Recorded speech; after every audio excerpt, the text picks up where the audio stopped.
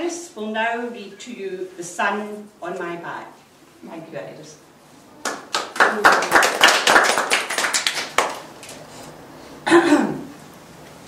Come on, Mary, get going. It's the first day of spring, called Mrs. Bowker, who was leaning over the back fence, calling to a heavily pregnant neighbour in the next garden.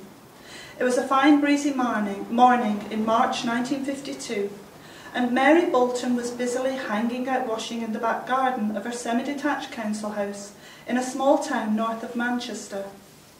As usual, she had several pegs held between her teeth, and others placed, ripe for plucking, lined up between her ample bosoms. Never one to lose an opportunity to make life a little easier, she often stored things in her cleavage, which she called her Happy Valley. Mary felt that urgency to get as much done as possible today. Not that she had realised that the birth of her fifth child was imminent. She had been up since 5 and decided that she must put on a washing today, but it was 7 o'clock before the water had been hot enough to start, and she must get it on the line before Georgie and Robert woke, demanding breakfast. She felt that she had stood at the sink, rubbing, wringing, rinsing and wringing again for hours. She took a few minutes to make a large pan of porridge which her husband George had a bowl of before heading off to work at the local printworks. The porridge had been twice as thick by the time John and Sheila had theirs before going to school, and by the time the little ones were up, she would have to warm it and mash it with a fork to make it palatable for them. She wasn't going to have any though, as she was on a diet. Always on a diet of some description or another.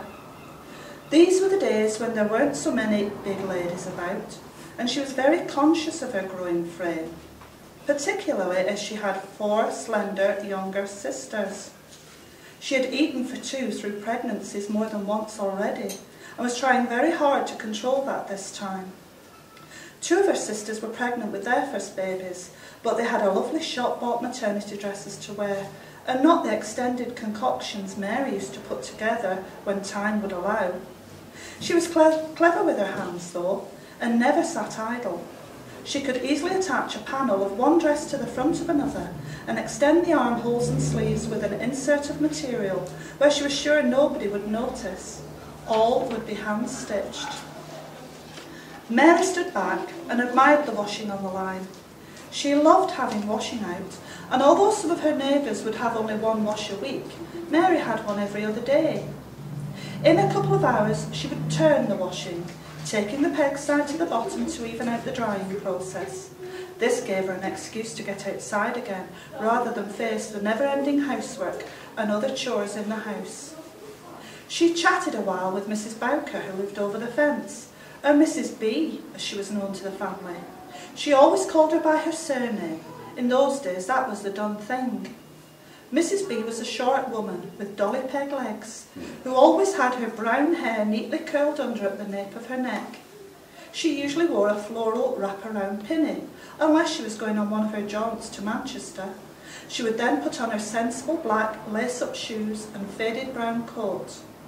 Unlike most of her neighbours who shopped locally, she liked to head into Manchester and wander round the busy streets of her birth, picking up the odd bargain.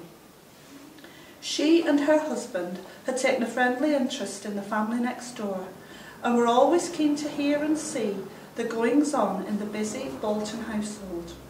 She liked nothing better than to quiz the children, whose openness gave her a good account of the family. If it was something she thought far-fetched or unusual, she would always utter an elongated "Struth!" as though she'd been shocked to the core. Mary enjoyed the chat and was amazed at how warm the sun had become. It was surely going to be a lovely day. The sun on her back moved down and wrapped itself around her lower torso. It turned into a searing heat, one she had felt before. "Well, I had better go and get those kids up and dressed, Mrs. Bowker. I feel a baby coming on." "Struth!" was the reply. "I'll be right over."